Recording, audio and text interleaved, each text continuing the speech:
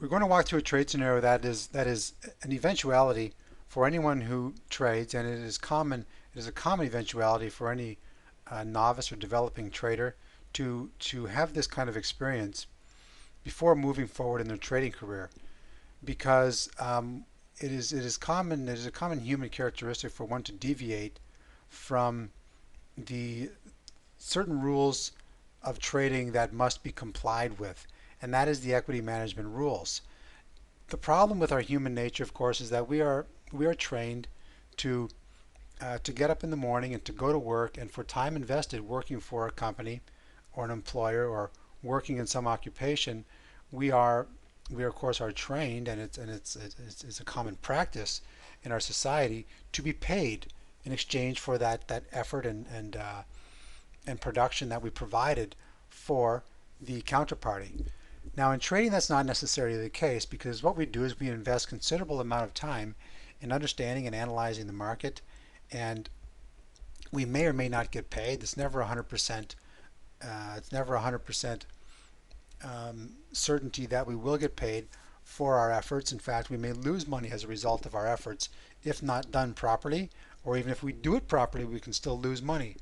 Now, the problem that people have is sitting in front of the computer and investing that time in order to refine and hone their skills to to actually wait and be patient for the proper trading opportunities. And sometimes what can happen is something like this: is we'll see the market. We we may have thought at some point that the market was going to turn here down at 2720 or 2760, or at 2800 we thought it was going to rally, and we saw the market rally and make a nice big up move, and we decide that, you know what, it's going to go up forever because I actually thought it was going to go up here, and probability has now shifted against us now that price has moved in the direction that we determined or anticipated that it would. And so what happens is as price continues to creep up, we start to think, yes, it's going to go up forever, and it's not going to stop. It's going to go up till eternity, and it's not even going to come back. It's not going to retrace. So we enter the trade right here.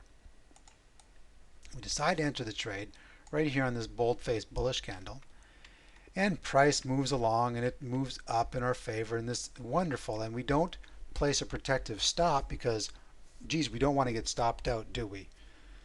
And what will happen is price does its natural thing, and the market will move up, down, and sideways as liquidity constantly changes between buyers and sellers.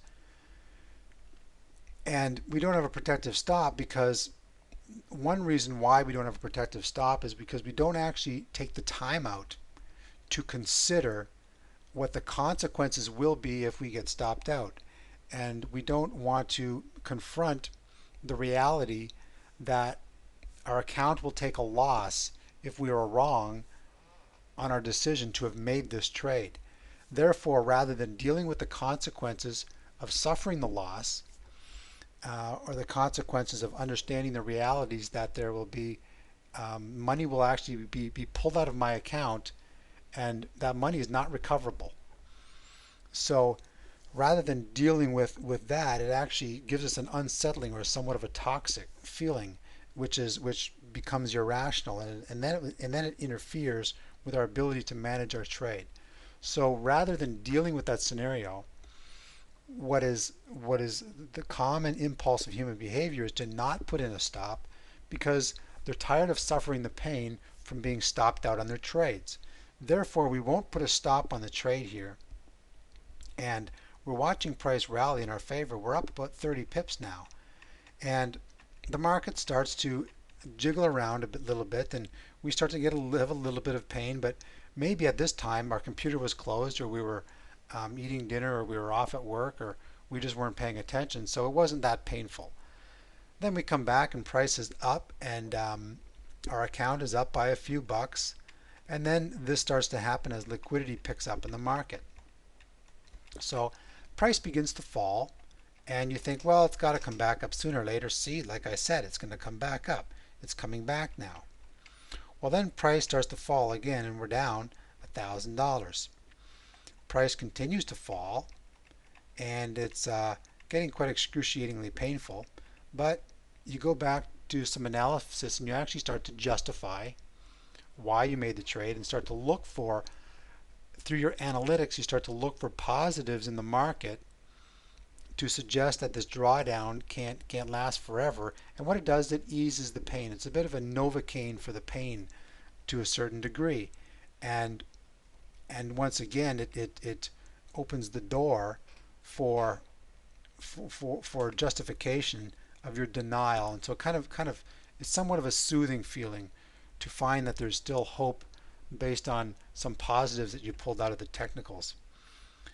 And then price continues to move down, and we're denying the reversal formation that has occurred on the larger time frames. Now we're down $2,000, and it's getting a little more painful. And you start to think, well, you know what? I mean, it's got to come back at least a little bit at some point, and price just simply continues to fall.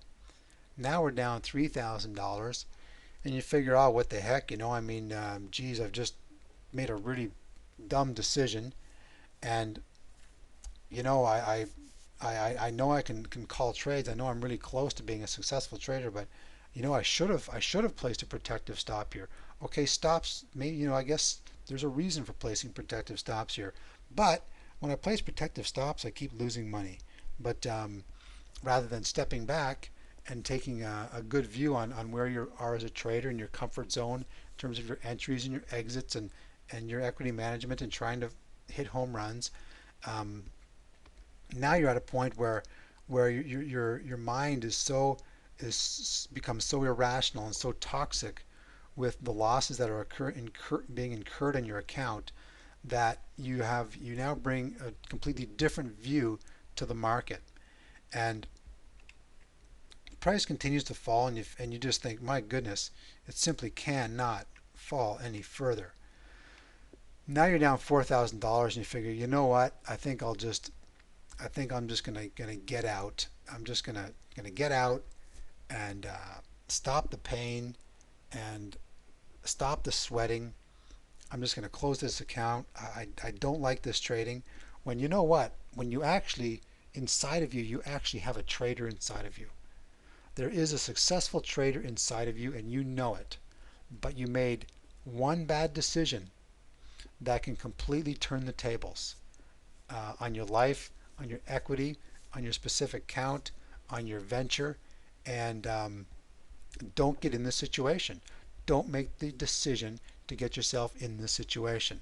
Now you're down $4,000. The pain has become excruciating, and you figure, you know what? Maybe I'll just pack this in, and maybe I'm not very good at this, and it starts to bring in all kinds of negative and some negative tampering with your mind.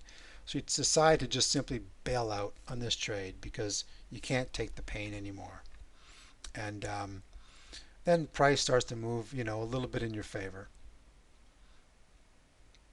And then you start kicking yourself even more. And then you figure, oh, well, I don't feel so bad now. Move a little bit in my favor. Now I don't feel so bad because it's back down where I got out. Anyway, folks, please don't do this. Okay? Don't do it. I have seen some very good traders do things like this. Novice, experienced, don't do it. And I've seen all kinds of traders do it, and simply don't do it. And the first time that you do it, you will do it in some stage to some degree, because keep in mind there will be a point where you will have about a 10 trade losing streak, and you have to be prepared, and with proper equity management you will endure, and you'll refine your skills as a trader and become successful if you manage these scenarios properly.